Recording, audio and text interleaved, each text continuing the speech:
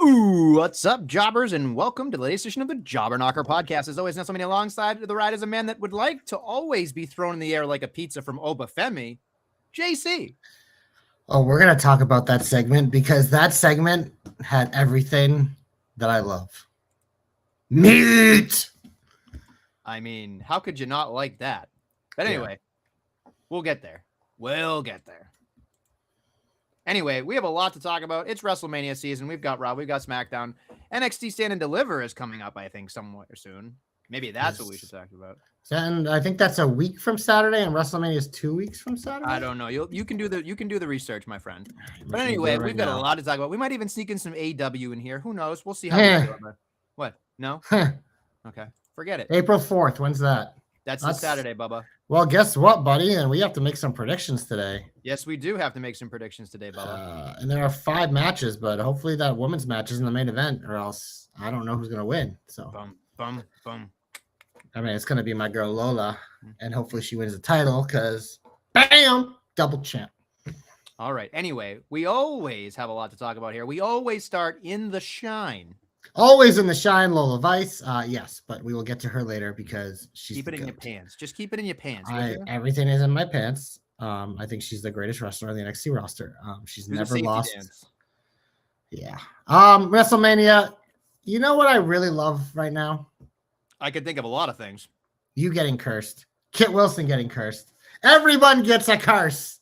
Kissed. I was telling you before the show, even like he just tweets out these little videos. He's always done it at like signings, and Cody Rhodes signs some of his posters, and he's like, how much do we charge for these? $20? I gotta get my $20 from Cody. Actually, 25. I'm charging an extra. It's so simple.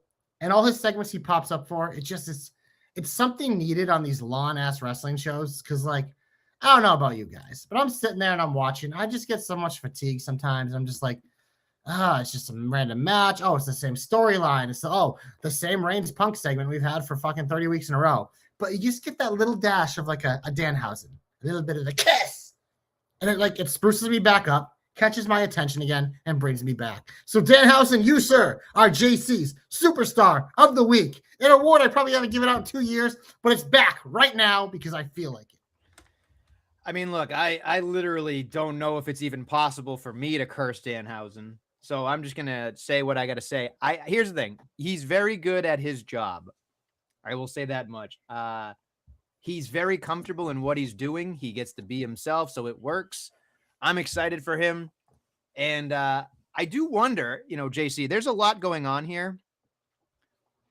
But we didn't talk about this, and I think this is important because I was going to make this my hope, but since we're talking about it, I feel like it's apropos.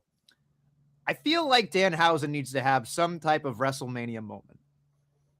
I think he doesn't need to have a match. Can have a match. Be involved in some capacity. I mean, literally every week he comes on these shows and he curses someone. Like he cursed Kit Wilson on SmackDown, and he lost to Jelly Jam.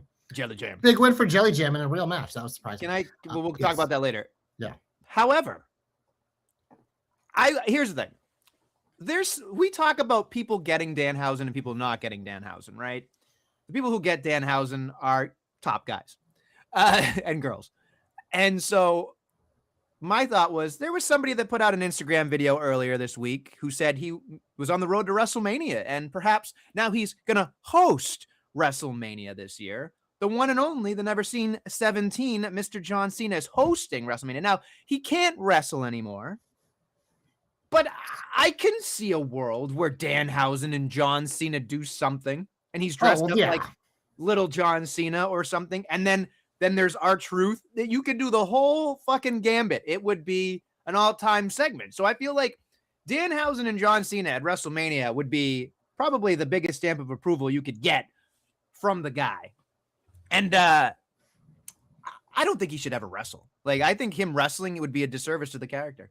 I don't know. I'm fine with him wrestling eventually, especially like with how they do it. It'll be hokey. Do you remember the last time we had this conversation about the Wyatt family? How I said I didn't want them to wrestle, and you said the exact same thing. And right.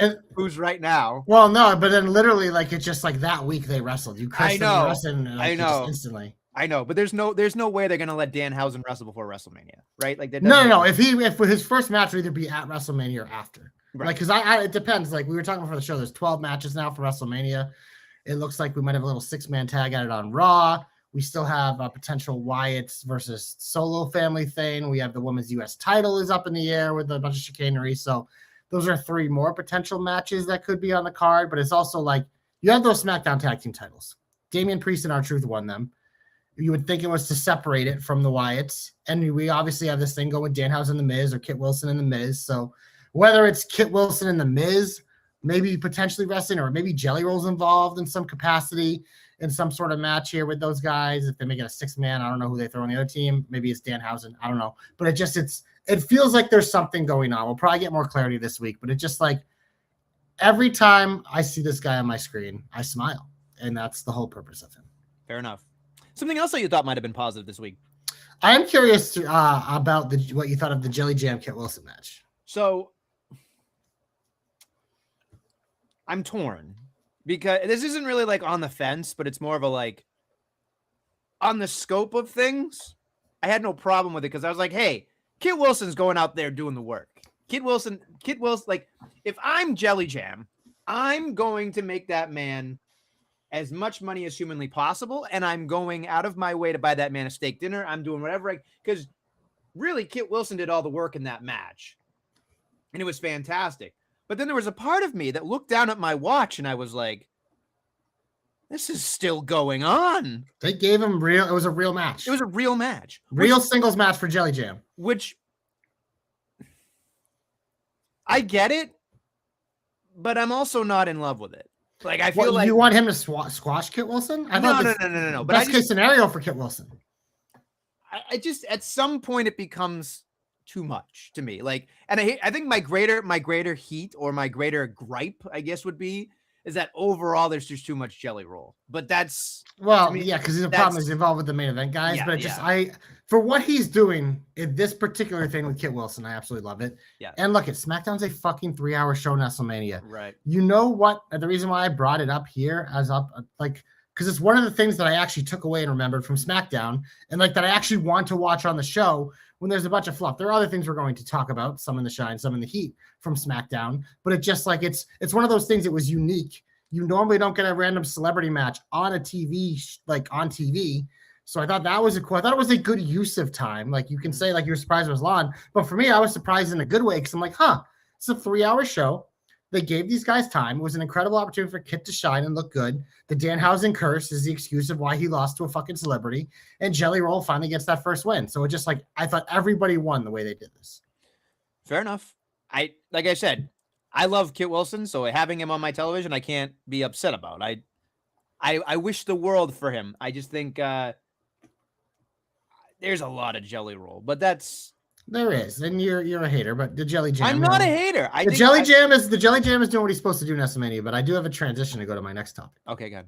Because Matt Cardona was the guest on the Cody Rhodes podcast this week, and they put over Kit Wilson hard.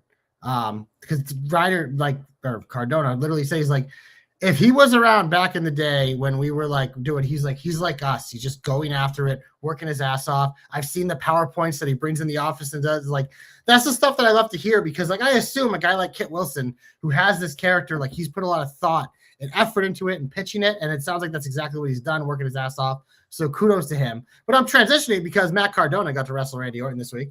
And as expected, Randy Orton took him out. But you know why I'm bringing this up? Adrenaline in my soul. Out comes Superman Cody Rhodes to return and attack Randy. Nice to see my boy back. Nice to see him get his swagger back as we head to the main event of WrestleMania with Cody Rhodes and Randy Orton. WrestleMania. Talk about Monday later, but Cody's back. We have only 2 more episodes left to build this feud, so I'm curious what they do. Did you see the fucking video of the guy doing this in the bathroom behind Cody? That fucking, I was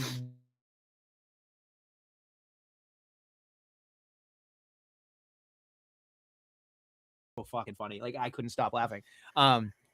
There's just something, no matter what they do, nobody's booing Cody. No one's booing Randy, excuse me. Yeah. Because it's unfucking believable. Heel Randy Orton's one of the greatest wrestling characters of all time. Top 3 in my book. It's just amazing. Like I was actually sitting here thinking the other day when I was watching, I mean, Monday happened, obviously. We'll talk about that later.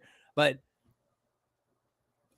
in my like, and I'm not saying this to be a jerk. Like, I'm actually asking because I don't know the answer, and I'm curious whether it's in the chat or JC or anybody has any ideas. Is there somebody or something that Randy Orton can do that would then flip the script to make him like a guy that people are gonna boo, or just fear? There's no reason to boo him. It's WrestleMania season, bro. This is new. It's fresh. This is what we want. Like, there's no reason to overthink it. Let it happen. It's gonna happen. If he wins, the place is gonna go fucking nuts. It's gonna be awesome. I'm just curious. Yeah, it's one of those. It doesn't matter. Like, Cody's still getting cheers. It's not like they're like ignoring Cody. It's No, like no. it's one of those things. It's just what they're both super over. And yeah, I would guess at WrestleMania, every time Orton looks like he's about to win, people are gonna go nuts. And when Cody does his comeback, there might be some boos because it is what it is. Like, how many moments has Cody had now? Wrestling's all about the next guy in the next moment. So once you get it, it's like that's just how it's always gonna work. But fucking that music hits at WrestleMania, the woe's gonna be bigger than anything else on the show. But either way, it's just like I still don't love that it feels like they have to rush this. But I also think that this is a feud that probably will continue after WrestleMania, so they can do more then. So I don't mind it, but at the same time, because the match is enough for me. Like, I love these two. These are like two of my guys. If not, this might be my top two of all time, if we really think about it. But I am curious the next 2 weeks what they do because they don't have a lot of time. The Joe Stopper piping in saying, attack Puppet H now that he has a pacemaker. Oh, we'll talk about Puppet H getting involved in a little fracas very soon, Joe, because it looked awfully similar to something I see every week on another TKO product. Right? Like literally identical. I know. So before we leave this, yeah, in terms of the Randy Orton, Cody Rhodes, do you think it's important for Cody Rhodes to get his hands on Randy in a vicious way before Mania for this to work? No, because I think it's going to work regardless, but I don't mind it. But I think part of it is that Randy's one step ahead because you have three SmackDowns left. I think it's only two. I think WrestleMania is 2 weeks from Saturday, right? I thought it was the 19th. I don't know. Maybe I'm wrong. Maybe I heard Michael Cole on Raw when I was watching. No, you have three. Okay, so you have three. So yeah, so they have a little more time than I thought. But yeah, it'll be interesting to see. Because I was curious when Cody was coming back. I figured it would be last week, especially when I saw Orton and Cardona were main eventing. So yeah, I think there's gonna be some physicality here, but I think it's gonna be Randy slipping away every time because he's a Viper. He's a snake, bro. Okay. It's hard to get your hands on him. What a transition. Would you tell me anything else that you really liked? We can go to Raw because I've waited long enough to strut into this segment, baby. I love that Brock was dressed to fight in his gear. That was a nice touch. He looked like a fucking badass. And I was like, let's fucking go. But I knew when I saw that, I'm like, they're not going to let them touch this week. And Brock, I love when Brock grabs the mic from Heyman because that's when you know it's serious. And he just starts fucking voice cracking. Just vomiting all over that thing. But when Oba's music hit, that place went fucking nuts. And I sat back and I just like silently watched the segment, like just intently because as I was watching, I was like, man, they have fucking nailed this. Every single fucking step. I mean, it's hard to fuck up when you get two guys like this, but it's just like everything they have done. Think about it.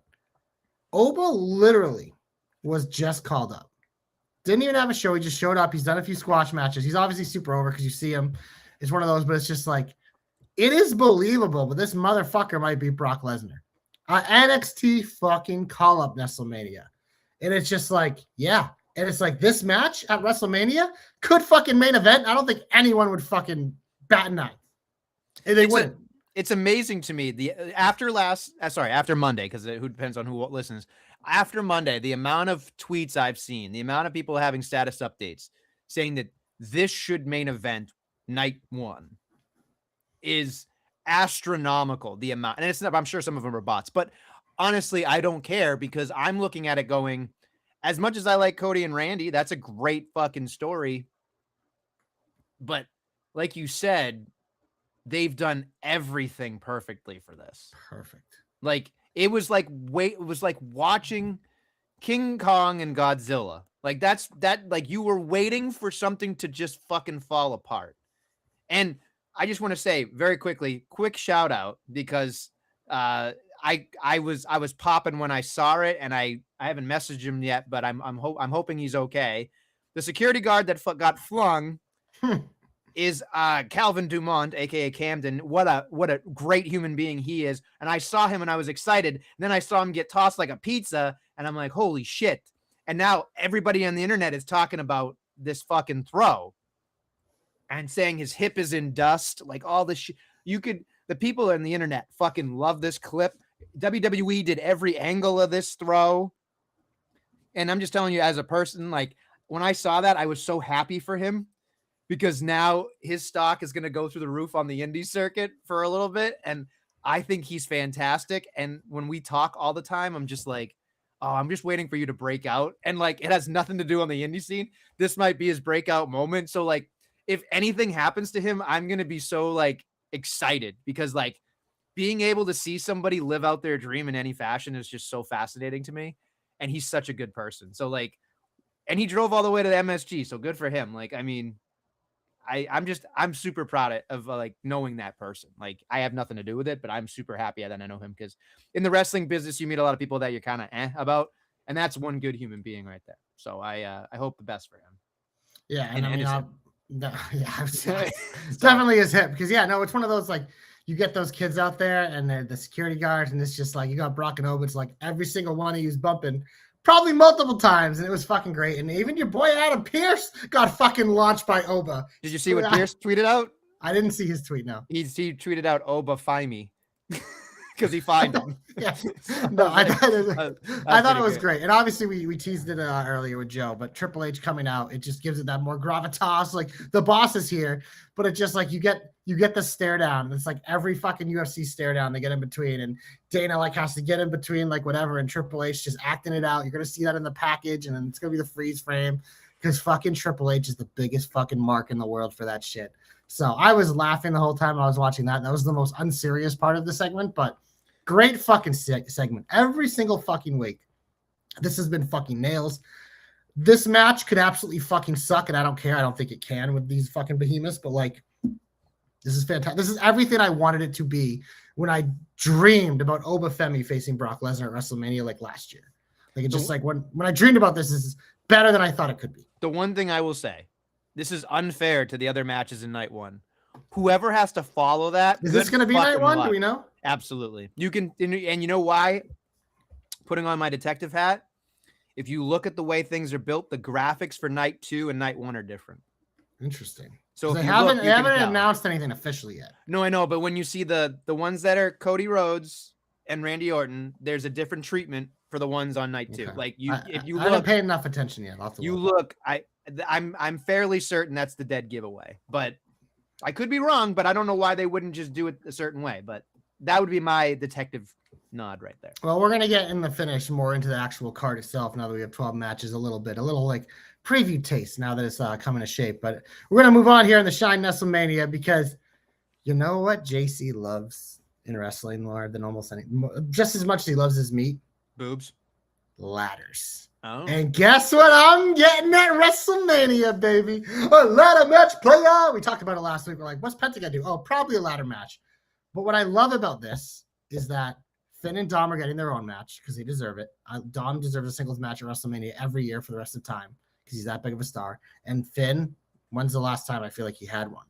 I feel like he hasn't been on WrestleMania in several years. Like, I think he's like defended like the US title a couple years ago on fucking SmackDown. So it's huge for Finn too. So I'm happy for that. But I saw this match and I was like, okay, well, obviously we knew that it was going to have Javon in it. So we got Penta and Javon. We got the future of Lucha Libre, baby, Dragon Lee. We got JD McDonough, who everyone backstage fucking loves. So I'm thrilled to see on it. And of course, you can't just have all little guys in WrestleMania because you need a big guy to balance it out. Rusev Futuria, Rusev Machka, taking his way back to WrestleMania, baby. I think this is a potential show stealer with all that fucking psychoness in the match.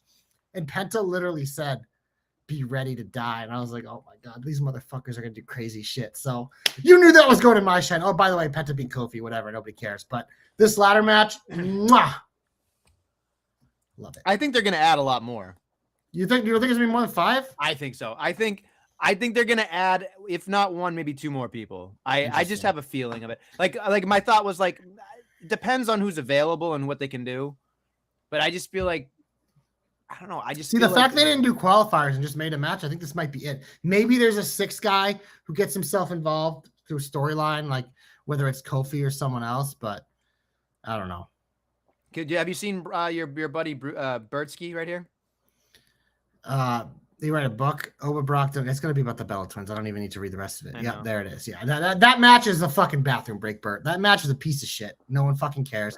I'm happy for Lyra and Bailey because I adore them, but could give a fuck about the Fighting Nayas, could give a fuck about the Bella Twins, and Charlexa they've just kind of made boring. So I was going to say Sheamus. I don't know if he's available, Joe. Interesting. Is he hurt?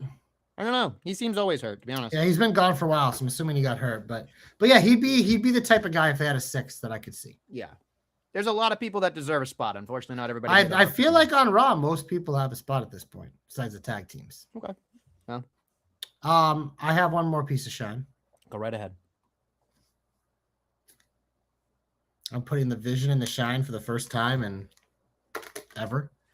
They won the tag titles. Fuck you, Usos. You little bitches. I already love that they have the tag titles because you see the fucking plane video Logan Paul posted with him in Theory, and the I Show Speed thing is interesting. Obviously, like it seems like they might be going for a 6-man tag with these 3 guys and LA Knight and the Usos, which I could give a fuck about that. But I just I feel like the Vision needed something. And I think Logan and Theory work kind of as a tag team. And we talk about how fucking useless the tag titles have been on both shows. With a guy like Logan Paul, when I'm on his shoulder, they're already on TV all the time anyways. It should do nothing but help. So I actually did like this. I thought it was good. But yeah, in terms of a potential 6-man tag at WrestleMania, fucking another bathroom break. The Usos did get def-leveled and lost their titles. Tough. Yeah, that's right. That was the other note I had, is they didn't fucking come through the crowd. Yeet, you lost your titles and your entrance, Jay. You are officially back to being mid. I mean, that just seems like, I don't even know what the reasoning behind that would be. It was weird to me because it's just like I saw that and like the crowd seemed really confused too. They were like, "Huh?" And they were like, "We want the old one." You know what I mean? Mm-hmm. And it's just, and it here's the thing. I feel like it was done clearly on purpose. My sunglasses back on. Because I feel like we're headed back for Jey Uso to be a fucking bad guy. Like that feels like where we're headed. So, well, Jimmy's probably gonna have some time off when his baby has the baby, which I'm assuming will probably be soon, right? I think she had to give it up in October, right? Yeah. So, math. October would be 3 months, I would think, pregnant at that point. Maybe less. She had been wrestling before, so I don't know if it was. I feel like it was probably pretty early. So, yeah, maybe it's actually longer away than we think. I don't know. Whatever. There's no way of knowing. But yeah, I don't give a fuck about the Usos, so I thought that was hilarious. So it's just me, Us. Yeah. Nobody cares. Yep. Shall we go to the Heat? You don't have any more shine? I mean, I could do some quick shines. Get them off my Nobody cares about your goddamn shines. Okay. Can we just start off on something that I know is going to, chap both of our asses? Yeah. Do you want me to just do it, or you got it? Does it have to do with a certain United States champion? Yeah, the fucking middest of the mid, fucking most overpushed fucking piece of shit ever. Yeah, let's do it. So, of course, Carmelo Hayes has been, as we have been talking about, probably one of the best part of SmackDown for a very long time. Bias aside, we both know we've interacted, whatever, but like in the matches, been doing great, having a great time. Banner after banner, bro. And then, of course, we've had this backstage segment where they're pining over fucking, Trick Williams getting his WrestleMania main event, and poor Sammy. Wham. I think the hardest part is we can't accept Sammy as a babyface. We can't accept Sammy as an underdog because he ain't a fucking underdog. We can't feel sorry for him anymore because he's already reached, in our opinion, out of where we thought he'd go anyway. So it's kind of hard for us to fucking root for this guy anymore. So then he makes something happen. Obviously, Trick gets involved, kind of helps him win. Now it's Trick versus Sammy for the United States title. people are claiming, that, of course, Melo's getting screwed here. I think JC yourself, you said it probably screams a triple threat match. Yeah. Which like it again, I'm cool with it. I just like Sammy winning the title. I don't know, dude. I just like it just, and I get like it's a full circuit moment because Sammy was the one who started the open challenges, blah blah blah, and this is an easy way to close that book. Because now you're doing them on Raw anyways. But I don't know, man. It felt like for the Sammy storyline to work, like it's just why does he need to win it? Like, you know what I mean? It's like that's how he gets to WrestleMania. It's like there's always other ways to do it, but yeah, it does suck for Melo. And I do think the best thing for Melo was that the fact they immediately put the poster of Trick and Sammy up because it immediately it starts the outrage, and that's how you get the backing for a baby face. Because look at it's the same thing as Randy. We're all fucking going nuts for Trick in his entrance. He's so fucking cool. You can make him the biggest asshole in the world. Doesn't fucking matter. We're all fucking cheering him. But like you said, none of us want to cheer for Sammy. So you got to get someone in there who people are going to want to get behind. And it can be Melo, especially if they play this out a little bit where they seem like they're screwing them. And you really like to the key a lot of the times in wrestling, and WWE's kind of good at this. It's harder nowadays with the internet, but it's like you make the fans think that they mattered and they're the reason he got in the match. Like that's how you book it, because that's how you get a babyface more over. So I'm assuming that's what they're doing here with Melo. We'll see. If they don't, then they're really dropping the ball. But yeah, Melo Trick Sammy at WrestleMania on paper, I'm all for that. I just like Sammy as a champion. I'm just like, obviously Trick's probably gonna win it, but it's like I don't know. I would like to see it stay on Melo till Mania, but that's just me. That's just me. I'm gonna say something here, and I don't really think it's out of the realm of possibility that it could happen, but well, now it's not going to happen. But I feel like I don't think a lot of people think Sami Zayn's a bad wrestler. He's a fantastic wrestler. Great wrestler. Awesome. But I think in terms of a character, there's a very much a feeling of Sammy fatigue. And when we're programmed to think a certain way, and then he kind of outshines what we've been programmed to think, and then you got to put him in this weird situation. I'm going to go out on a limb here and say, for his character's sake, him missing WrestleMania this year would have made his character better, would have made whatever storyline he's going to be doing for the next 6 months to a year way fucking better. And I'll say this much, because he's kind of tilted in that whole thing of like talking to Aleister Black about like, it's a shame this is happening, blah, blah, blah, blah, blah. And another guy, Aleister Black, who probably deserves to be on Mania, not going to be on Mania. So it's just like, the one thing I'm thinking of is Sami Zayn could have sat out WrestleMania. I know they think he's a quality person. He sells. He also could have interfered in this match. Right. He could have done something other than being in the match himself, because I think it would have helped his character, because he needs to be able to bitch and complain. And this is his tipping point to switching from being the fucking aw shucks, I did everything the right way, to actually fucking doing his job and becoming world champion and realizing his dream. Like, that would have been easy. It would have been fucking easy. He had think about the matches he's had, right? 38, Johnny Knoxville. 39, he main evented against the Usos. Don't remember what he did at 40 or 41, but he had some good ones. So he's Sami Zayn. It is what it is. But like, man, it's okay. Some wrestlers do better storyline wise, not being on the WrestleMania card. And I just feel like this guy, this character would just be so much better not being on WrestleMania. It has nothing to do with his ability. I'm just thinking character wise, being pissed off would be great. Be fucking great. Yeah, we only really got it for a week, but it just and then to add to it, what makes it even worse for me is that he's not even on WrestleMania. He's a fucking champion. Right. Like if he snaked his way into the match for whatever because he interfered or something, fine. But him being the holding champion going in, when you're trying to build this loser storyline for him, it just it doesn't work. It's the opposite of what's happening. He just got another title, he always does. He always ends up with a mid-card title when he comes up short, because that's just what they do. All right. Yeah. Okay. Is what it is. What'd you think of the Rhea Ripley, Jade and Company promo? So fucking bad. It's fucking bad, right? It's fucking bad. And so I think the hardest part I'm having about this is I already had a problem with the whole Rhea Ripley thing, which again, not the person or again, the character that they're presenting to me. I feel like they fucked up completely. In my opinion, what they're presenting now versus what she was a year or two ago was unstoppable. And now I just be like, okay, well, now we have to make her a sympathetic babyface, which is rough. And again, you can say what you want about Jade. Jade is what she is.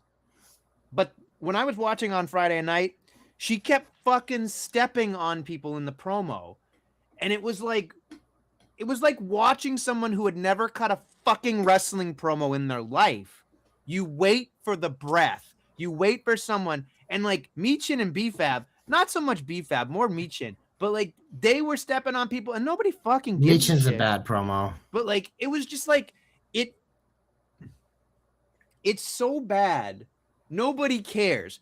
If you had to give me all 12 matches that they're already producing right now, this is the match I care least. Well, that's not true, but it's close. It's fucking close. It's in the bottom tier, but there are matches that are worse. There are worse ones, but I will say this match to me, I'll be glad when it's over. I think that like I don't like where we're headed. I don't like what we're doing, and it just feels like a panic across every fucking thing. So that's just how I feel about it. Well, you nailed it at the beginning of your point when you said they're booking Rhea as a sympathetic babyface. No. That's not what I want. Like, literally, like this was supposed to be Jade and Bianca. I'm convinced 100% it was going to be Jade and Bianca, but Bianca wasn't ready. So that's why they took the tag titles off Rhea and Io, and they changed, and they're like, who's the next biggest star we can give Jade? Oh, it's Rhea Ripley. But Nestlemania, in terms of women on your roster, these are your two biggest fucking badasses. You don't book them like you do a regular feud. You know what you book them like? Go to Raw and watch Oba Brock. That's how this shit should be booked. Rhea Ripley, the most badass woman you have ever had on your fucking roster, versus a woman who literally calls herself the baddest bitch on the planet. Like, this should be a fucking battle of the heavyweights, battle of the titans, mega fucking fight. But it feels so fucking corny and dumb because you're making Rhea look like a little bitch and you got fucking two chihuahuas behind Jade, which she doesn't fucking need at all. Like, it just is one of those, like, you want to do that in the offseason when her reign gets a little stale and long. You want to give her two fucking lackey chihuahuas, fine. But for going into WrestleMania, when you have a poster and you can show me Rhea Ripley versus Jade Cargill, you have my fucking attention. But now every single thing you do on TV every week, you're just fucking piling. Instead of fucking kerosene to make it hot, you're fucking out there with a fucking snowblower just burying these two women in the fucking cold. This has just been poorly done. It's stupid. And it shouldn't be. Like, who knows? Maybe the actual match will be kind of fun. Because it is. These are two big fucking badasses. But you're booking it like it's fucking... it's bad. It just... I hate everything about it. It's frustrating because this could and should be so much better, but it isn't. It's terrible. Yeah, I mean... It's really, really bad. Also, just because we're here, might as well add to it. Staying on SmackDown, Tiffy versus Julia, like, it was a fucking match. Honestly, this is me being me, and I just don't care. I'm fully convinced that I can live in a world where Tiffany Stratton doesn't exist in the WWE anymore. I don't give a shit. I watched her on Friday and I went, this woman miscommunicated multiple times, and Julia, you could see Julia be like, what the fuck? Then she goes up top to do her swanton, senton, whatever she does, and fucking misses the point altogether, undershoots it, and fucking almost breaks poor Julia in half. And I know I'm hard on Julia, but like... You think? But when I was watching this match, JC, I literally thought to myself, and then I saw a quote that came out like a day or two later, and all I kept thinking about was, just fucking go then. She said, oh, by 30, I want to be in Hollywood. Then get the fuck out of here. If she doesn't, she literally, like, I understand on a poster, it's like, you know, to the general public of males, they'll be like, oh my God, I get it. I get that. But in terms of the wrestling, she does absolutely nothing for me anymore. She's gotten fucking sloppy. She's gotten fucking irresponsible. She's mid. She's not gotten better. She's regressed, in my opinion. I don't want her on my fucking TV anymore. She's just there wasting space. We got the fucking best roster in women's history in NXT, and all these women could fucking light a torch and fucking torch her out of the fucking picture. But because she looks like a fucking Barbie doll, there she is doing shit. And it fucking boggles my mind that someone can walk into a room, fucking half-ass that shit, and continue to fucking succeed. It's unfucking real. She can be off my television tomorrow. I wouldn't miss her. Peace out, Girl Scout. Get the fuck out of here. I've been way ahead in a lot of this Tiffy stuff because I know, and I was always careful when I came on this program, even like during her big push. I've tried not to be too critical of her, but like I would always shit in her promos. I've been shitting on her promos in NXT. She doesn't cut a good promo. And in the ring, yeah, she does a lot of super athletic things, but like she's always kind of been a mess. We know why she got called up. We know why she got pushed. Like we get it. Like every fucking male on the planet, like she's fucking hot as shit. What did the Miz say to Mandy Rose? You're too hot to get eliminated. I'm saving you because you're too hot not to work here. That's literally what Tiffany Stratton is. And she's an athletic freak, which helps. And she does bring a lot of things to the table. So you're being a little harsh. Fuck off. But you're being a little harsh. Like most Nestle times, you just go a little too far, which is fine. It's fine. That's why we love hate you. But no, it's tough with her because everything you say is right to a degree. She's going to be on WrestleMania in some capacity. I still hope that Chelsea Green's healthy enough to make this a triple threat, to make it interesting and to give Julia something to wrestle besides a pair of tits. But yeah, it's her work has not been great, especially since her return. This was a woman that was literally on top for a long time, had a very underwhelming reign. But yeah, it is what it is. She's, as long as she's around Nestlemania, she's going to be on your TV and you're not going to forget about her. And, but yeah, I mean, as someone who's been very critical of her, especially since she's been called up, because I thought she got called up way too soon. It is what it is, dog.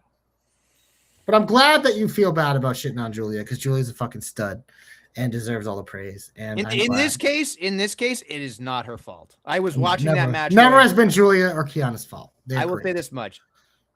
I will gladly eat crow if I never have to see Tiffany Stratton on my television again. Okay? Fair enough? Let's go. Sure. Also, piling on here. Women's tags. Women's tag match on fucking Raw. And SmackDown. It's a fucking shit show on both shows. I mean, here's the thing. I know we have to get there to get a fatal four-way. Like, everybody can predict it. Do we, though? Do we, though? Well, like, do we need this? Does anyone need this? This should be on a SmackDown before Mania. This whole thing, regardless of whatever Bertski's jerking off to, the whole fucking thing is to get the tag titles on the Bellas. We know that.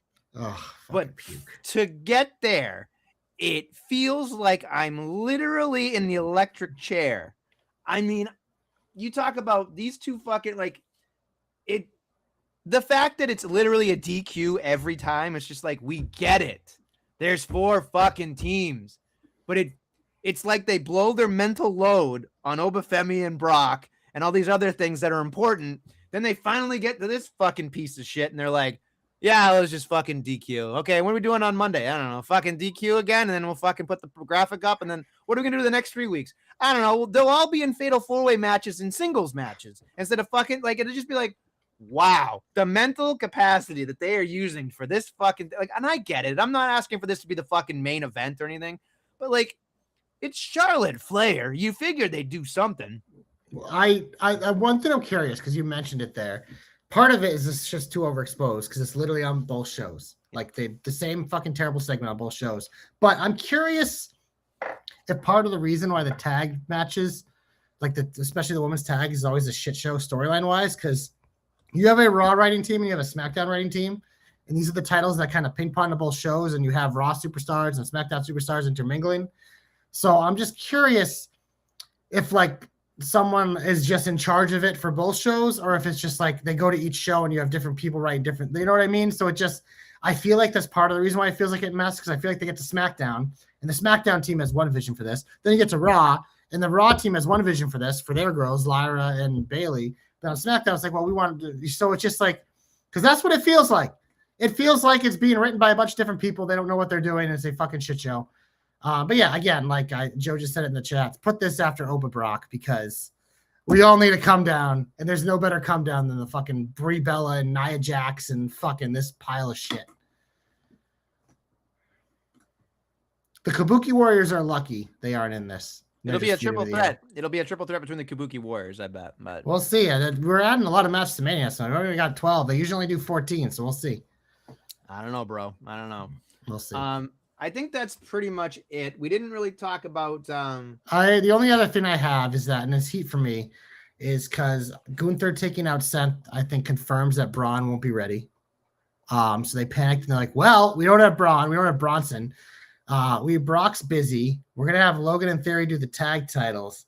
Who the fuck do we got to fight Seth? Well, we were gonna do Gunther versus Rey Mysterio for no reason, but that seems kind of pointless. Why don't we have the career killer attack Seth Rollins, and they can probably orchestrate it where Heyman paid him or some shit? But like, are you excited for a Gunther Seth Rollins match? Because I'm not. It'll be a good match, but like, they've fought before, haven't they? Yeah, a lot of people are very excited about this. Yeah, the nerds, because people just want to jerk off to Seth Rollins. It's disgusting.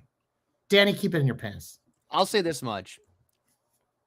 If they can find a way, in my opinion, if you can get there in my brain, that makes sense and it's a good story, that because of this, Paul Heyman supposedly pays Gunther, because he wants to get him out of the way. And then something awry happens, like the check doesn't cash or something, and then Gunther goes after Brock, I'm okay with. But that is a fucking quantum leap for me to get there to SummerSlam and look at it and be like, oh, this is great television.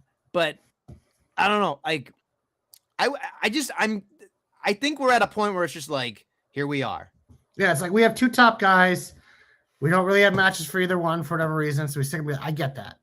But Gunther can't lose at this point. He shouldn't be losing. But also, like, this is Seth's return, first big match as a babyface. He can't lose clean.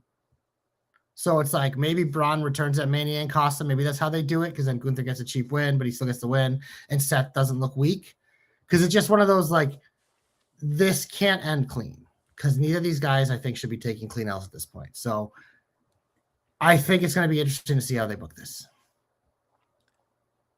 I'm sure it'll be a good match. Of course it will be. They're two of the best wrestlers on the fucking roster. Like, I'm not worried about the match. Yeah.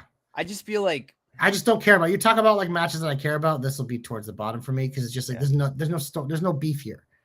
Like it's just I hope it's by circumstance. It's by circumstance. It's not their fault with all the injuries, but they got it does kind of suck. Yeah, it does kind of suck that they couldn't do Gunther AJ at Mania because like literally it was like you look at the roster like if he's not fighting Rey Mysterio, who's he killing? But it's also like Rey Mysterio probably wants to be retired by his son. So fair enough. Yeah. Fair enough. We haven't talked about the Oh, yeah. So when I was watching Raw earlier, I left the room and Netflix ended and I missed the segment. I did go back and watch it, though. And I was like, well, I wasted my time. They tried to make geriatric CM Punk look like he could beat the fuck out of Roman Reigns. I was like, well, I don't believe that at all. Oh, and this is the main event. So I guess I have to believe it. But it's just like I'm watching this and I'm like, and I love old CM Punk. I love old man CM Punk. But I'm watching him beat the fuck out of Roman Reigns. And I'm like, this is just not believable. There's not one thing about this that is believable that CM Punk could fucking beat up Roman Reigns. I'm sorry. I'm sorry. Like, Danhausen has more fucking muscle than CM Punk at this point. Like, and look at CM Punk did his best and Roman sold, but like, I don't know. That was just my thought watching the segment. I'm like, this is a cartoon because it's not real. Well, a lot of people are showing the clip of when he powerbombed that Jamie Noble had to help him hold up Roman Reigns because old man couldn't do it himself. Again, because it's not believable. No, I know. I think they just don't care. They're like name versus name. That's good. Yeah, no, and again, I don't care either. I think it's an awesome mega match. Like the best part of the match is going to be them standing in the ring staring at each other the first 5 minutes and not actually fighting. The atmosphere is going to be fucking raucous for it. It's going to be great. They'll have some fun spots. It's a deserving main event of WrestleMania. But in terms of like believing that CM Punk can beat up Roman Reigns is laughable. I'm sorry, it is. So I am curious your thoughts. In the grand scheme of things, I'm not saying like, I'll just say it.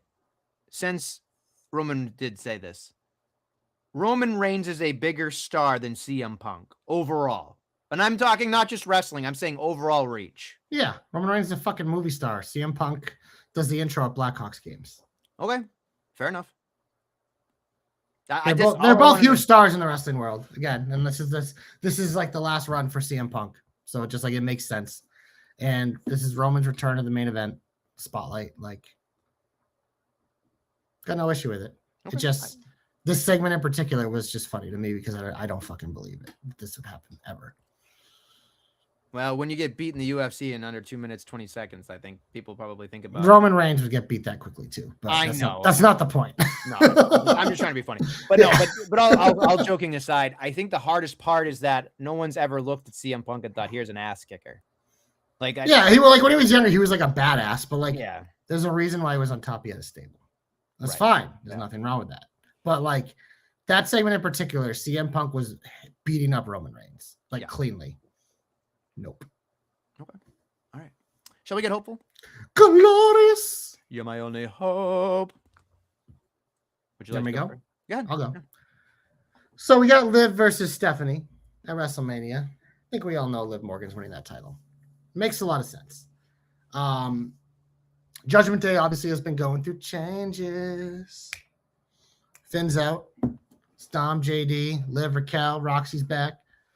But it's like one of those things like we were talking before, and you're sad about Raquel because Raquel's been doing such great work, but she's kind of in the jobber to the stars category. She did get a win on Monday over EO with some help from the Kabooks. But, got me thinking it's like people are starting to get behind Raquel. So when that happens, it usually means it's time for a change. So Liv wins the title at WrestleMania. Maybe Raquel fucks up and almost costs her, but then Roxy saves it, and Roxy's the reason wins the title, not Raquel. And we get to Monday, and they're doing a celebration like they always do of Liv winning the title. Both her girls are out there with her, carrying around, blah, blah, blah. And, not quite like the thumbs down, but I think Liv and Roxy are going to turn Raquel the Raw after Mania, and they're going to push Raquel as a baby face, and she will be Liv Morgan's first feud. I think it makes sense. I think it's time because the Judgment Day doesn't die, but people die from the Judgment Day. And I think, especially when now that Roxy's back, you don't need Raquel as much there. And I think Raquel, like you have pointed out week after week, has shined on her own. So it's time to give her a chance. Give her that babyface push they tried before. She does have that story with like the skin disease she went through they can use and stuff to get more sympathy for her. I think it can work. I think she's ready. She's, I think, doing the best work of her career. So that's my hope.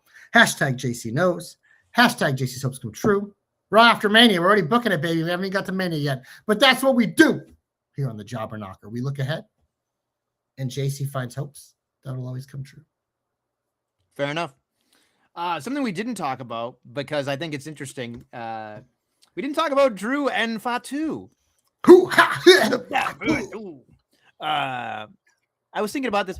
My hope is very simple. This match needs to be fucking insane. Apparently, it's going to be an unsanctioned match, as we talked about, as Nick Aldis said on SmackDown. They're not being held responsible, excuse me, which is great. I want to see something fucking nuts here. I want to see the fucking pyro go off and fucking singe his fucking eyebrows. What I need here is a definitive win for Fatu. Because here's what I'm thinking, right? It looks like to me that Randy Orton is probably going to win this championship. Whether it's at WrestleMania, Backlash, or somewhere down the line, Randy Orton's winning this fucking thing. And all I kept thinking about was, who's the next person for Randy Orton? And if you're going to tell me that a fucking diabolical, they've been labeling it diabolical, Randy Orton needs to go against an unhinged person right out of the gate, if it can't be Cody Rhodes, you make this fucking unsanctioned match the fucking coming out party for Jacob Fatu so that he can be the next in line to go against the diabolical Randy Orton and have those two motherfuckers go fucking apeshit wild. I think that would be fucking great. I think the promos of Fatu saying, I'm going to dog walk your ass, Randy Orton, would be phenomenal. He can eat an L. Randy can keep doing things. Or maybe they pull the trigger on Fatu. I don't know. But it's so interesting to me because I think this is where the moment lies. We all love Jacob. Last year, we were all talking about Jacob. Then fucking shit kind of goes south. He comes back and we're doing whatever. He's kind of been free falling and free flowing off a fucking water tower the last 2 weeks. All I'm saying right now is this is the moment for Jacob Fatu. You give him the moment you got him fucking squashing Drew McIntyre in some crazy ass fashion. You make him look fucking unhinged and you line him up for Randy Orton next. That's what we do. And that's where we got to go for both men. Hashtag Nestle's hopes come true. That's not a real thing. I do have a question for you. Yes. This being an unsanctioned match. Yes. We agree this has to kick off one of the shows, right? You can't have an unsanctioned match in the middle of the card. I agree. Hold on. They're going to put it like the fourth match on like night one, and we're both going to throw up. I know. Can I ask you a question, though? Yeah. Because I know my answer. I'm just curious yours. How do you feel about this match going throughout the fucking weekend? Or like throughout the fucking night? Is that not good for you? Don't love that.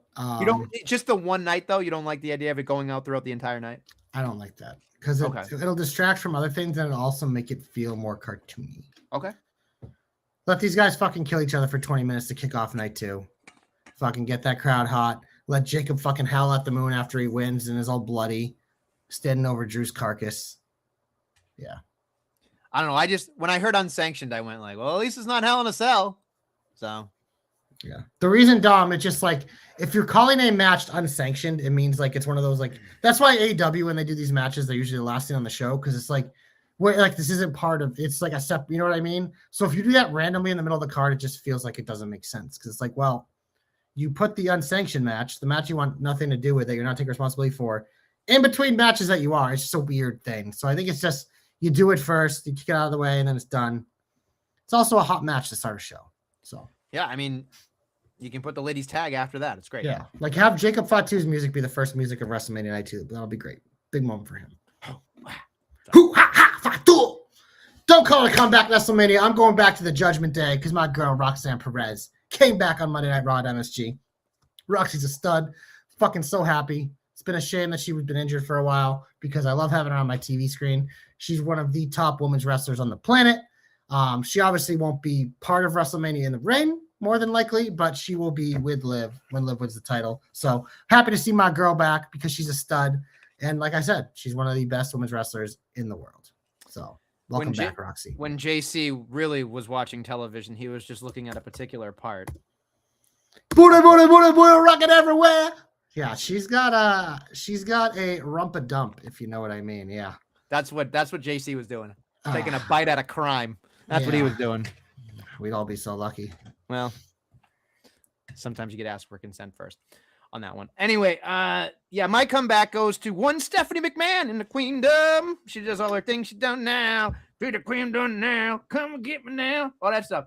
She fucking slapped the shit out of fucking Cody Rhodes. And then Cody Rhodes, like a fucking cuck, says, I got 2 words for you. Thank you. Give me a fucking It's the most Cody thing ever. I know. But I was just like, Cody, baby. When she was like, you have to be different. You have to be. And then she slapped him and he was like, thank you. And I was just like, are your suspenders on a little tight? Do your fake fucking eyeglasses not see the fucking future, dickhead? Because all I kept seeing was fucking Cody Rhodes being like, oh, I guess I'm not like my dad. And then she's like, and then he said to her, you're not like your dad either. Oh, like, I hope not. Yeah, it was just like, I'm like, I'm not even touching that one. But like in my head, I was just like, I get what they were doing. And I was so happy to fucking see Stephanie McMahon. But even she felt out of place in a lot. Like, and then the line dropped where she was like, they alluded that Randy was talking to somebody else. I thought it was Stephanie. So it's not Stephanie. And it's like, okay, like, then what the fuck is the point of this? Like, and McMahon and MSG, I get it. But like, if it's the fucking Rock, I'm gonna fucking throw up. There's a long history of Randy and The Rock not getting along. Exactly. So no, it's not gonna be him. It's just like that would be like the biggest reach, is what my point. No, it's just probably gonna be his fucking dad. If it's Teddy, though, I mean, that's the thing. I want it to be DiBiase. Like I said, if it's fucking Teddy, come on. It's just like he's not guilty, right? So he can come. He's in great shape. He looks like a fucking dude. And like how how I feel about Legacy. That was my fucking shit. And Ted DiBiase, he was the one that I thought was going to be the big old star, not scrawny little Cody, that little bitch boy. I thought I was going to be jacked. I come from money. I come from cash. Then he has a storyline with Maurice. Yeah. Oh, Teddy green DiBiase dress? Jr. If My only goodness. he fucking knew how to wrestle. Because goddamn, he I looks like a know. good wrestler, but he's not. I know. He But he looks looks like it. he looks like someone who's been permanently concussed. That's the Well, problem. It's just you look at him and you're yeah, like, but "Oh." like that's kind of like a wrestler. Like they all kind of look like that. On But, it, no, you know what it is? It's just like his dad was so fucking good and he Yeah. looked like an idiot. I think that's why. Yeah, Like, but it was like it worked because it was like the spoiled rich kid. I know, but he and was he's so just like good. a He was meathead. so It fucking good. was so perfect. He just fucking had no fucking idea. Randy talking to Shane. Now that seems good, Joe Stopper. I Yeah. like that. But in a Triple H era, I don't think Shane McMahon and Triple H. I don't need Shane in my life. Here comes the money. Honestly, I still want Teddy. I don't care what anybody says. I want fucking too. Teddy. Give me baby DiBiase. I don't care what anybody says about his wrestling ability or the way he looked. I mean, it's not what it's about. Like when I talk about Randy Cody, if you tell me a fucking legacy reunion's on the table, that gives me an erection. That's what I want out of this feud. This is the shit I want because Cody and Randy have so much fucking history. So fucking one of the biggest pages in that fucking book is Legacy and Ted DiBiase Jr. So yeah, immediately when I saw that was the first place my mind went. And then Dom sent me all the articles about him being fucking charged with all this shit. But not guilty, bitch. He's free, motherfucker. Oh, I can't wait. Anyway. God bless our judicial system for doing a great job keeping innocent men like Ted DiBiase Jr. out of jail. Oh, God. Big old finish, Nestlemania. There we go. I didn't see anything booked for next week, but let's run through this WrestleMania card. And we're going to do 3 categories. We're going to do the A category, can't wait. B category is fine. C category, get it off my TV. You ready? So I have to say is A, B, C. Okay. First match, CM Punk, Roman Reigns. B. Same. Stephanie Vaquer, Liv Morgan. B. A. I love them both. Cody Rhodes, Randy Orton. A. A. Here's the first one for you. Jade Cargill, Rhea Ripley. D-. C is the word I'm looking for. Nestlemania. Follow the rules. Siri just tried to bring something up. Obafemi, Brock Lesnar. A. This is a match of the fucking century. I don't care. Yeah, match of the year. You can already put it in the category. AJ Lee versus Becky Lynch. I forgot this was existing. I'll give it a C. Yeah, it's C for me. Sami Zayn versus Trick Williams as it stands now. B. B, just because Trick Williams exists. Jacob Fatu, Drew McIntyre. B. Yeah, high B, but B. Finn Balor, Dominic Mysterio. B. A. I just love those guys. Ladder match, A. A. Yeah. Fatal 4-way tag match for the women's tag titles. See you later. Yeah, that's C, and that's the bottom of the list. That's number 12. And then Seth Rollins versus Darren General Gunther. B. I don't care, but like, I'd say bottom of the B because it'll be a good match. But there you go. So we had about 4 or 5 A matches in there. A lot in the B, which is good, and then a couple real stinkers. So, oh man, we'll see where we stand in a couple weeks when we do predictions and fire ratings, and when we have the rest of the card. But yeah, we do have to predict some NXT though. The problem I'm having, and I do love me some TJ, but well, there have been 2 matches added tonight. Oh my God, one of them is you're not gonna like. So there are now 7 matches. Hold on, before you pump the brakes, I'm just saying he didn't add any of these. So well, he probably like us probably didn't know it was this weekend. So it's hard for me to keep track of what I said, but whatever. Well, we'll fill in who the matches are after. We'll just go in order, and you can just write in who we pick, and we'll update it after. I see 6 so far. There's now 7. They literally one just got it. Oh, it's a pre-show. Never mind. So we can skip it. Okay. So you have 6. The pre-show match, if you want to hear it, is the Birthright versus it's with Lexis Kane, Channing Stacks, Lorenzo, Tony Dempsey, Uriah Connors, and Ariana Grace versus Eli Knight, Shiloh Hill, Hank and Tank, and Ren Sinclair. No, fuck that. That's pre-show. We don't need to pick that.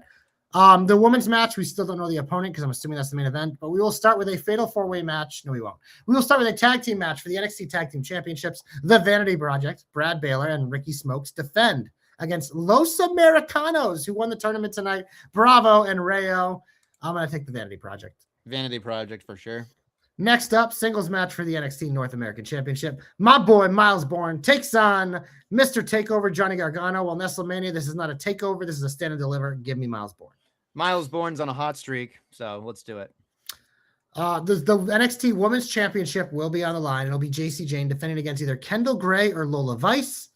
I am going to pick Lola Vice, and for some reason she's in this match. I will update it, but I'm going to pick my girl Lola to be the new champion.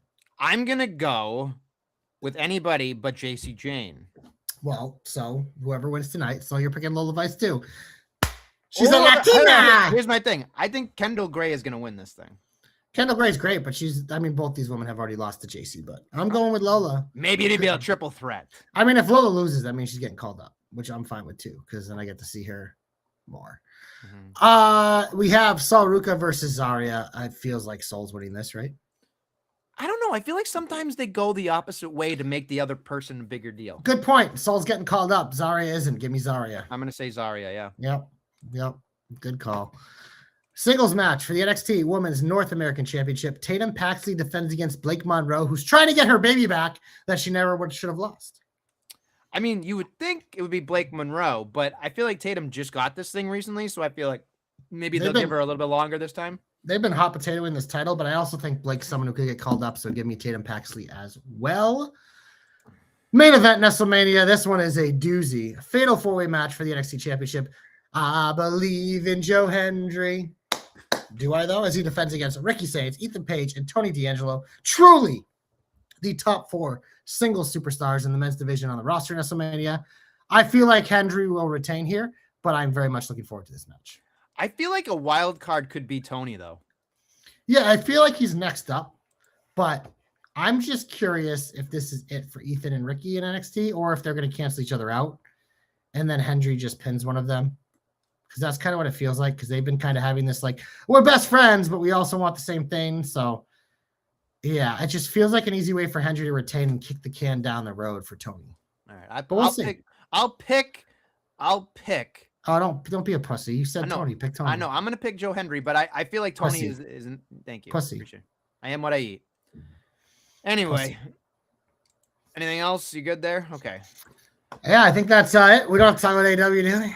Yeah, you got your boy, the Bastard Pack, taking on the Billy Goat, though. I'll fast forward that. Really? Okay. Yep. We've got, Jesus. Jack Perry, Brody King, and Kenny Omega against the Demand. Who are the Demand? Oh, yeah, that's Ricochet. Still fast forwarding that 6-man tag. Kenny Omega, contract signing with MJF. That's a lot of Kenny Omega. Also, can we talk about, I meant to put in my heat this week, but they assassinated Swerve last week. He lost to an old fucking man, lost all his power. I don't believe anything he says anymore. He had the number 1 contendership and they took it away. They looked at Swerve. Arn Anderson pulled out that Glock and shot him in the fucking skull. Swerve Strickland, you're fucking dead. Fuck you, Tony Khan. Oh, just for old man Kenny to get one last run here. I'm not even gonna. Contract signings are what they are. And it's MJF, so I will watch it. Mina and the Brawling Birds against the Triangle of Madness. I will watch that because I love my girls in the Tickler. Tickler stud champion, by the way.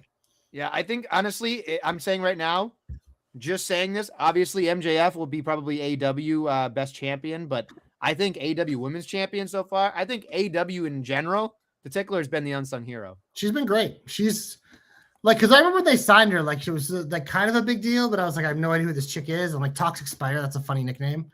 But when they put her with my girls and made them the Triangle of Madness, I was like, main event, let's go. And the Tickler ever since has been delivering. Stud. I don't know. This is going to be something else. I don't know. They'll do all sorts of random shit, I'm sure, with random fucking matches, but whatever. Yeah, so there are 2 things I'll watch in AW this week. I told you I watched 3 segments last week. That's 2 more than I watch most weeks. Eventually it'll be fucking MJF and Ospreay, and then they'll just combine segments. So you have to less. That'll be fantastic. They can't fuck that up, can they? I mean, the 2 biggest stars they have, in my opinion, besides Mercedes. They're moving to Florida. So, I mean, they're moving to Orlando, excuse me. So, what to do? They'll probably be right next to the PC. It'll be great. So, well, they might be moving eventually. Remember they wanted to move to Vegas? Yeah, that's right. Let's put a button. You know what's really good? Let's move everybody that lives in fucking everywhere in wrestling from Florida. Move them to Vegas. Let's put 20-somethings who are trying to get a job in Vegas. Nothing bad will happen with any of these people in Vegas. Yeah, they do with the UFC, you know. Yeah, and I'm sure nothing bad happens. They just want to combine the facilities. So you'll just have, instead of just wrestlers fucking wrestlers, you'll have wrestlers and UFC fighters fucking too. So. Oh, goody. Be a lot of athletic babies. Oh, goody. Yeah. Right, fine. A lot of athletic ass kickers out there in Vegas in the school system. Great. On that note, I think we're done, yeah? Yeah, let's get the fuck out of here. All right. On that note, thank you for listening and watching the Jobber Knocker podcast. We'll be back next week with some more Jobber Knockery. You are cursed.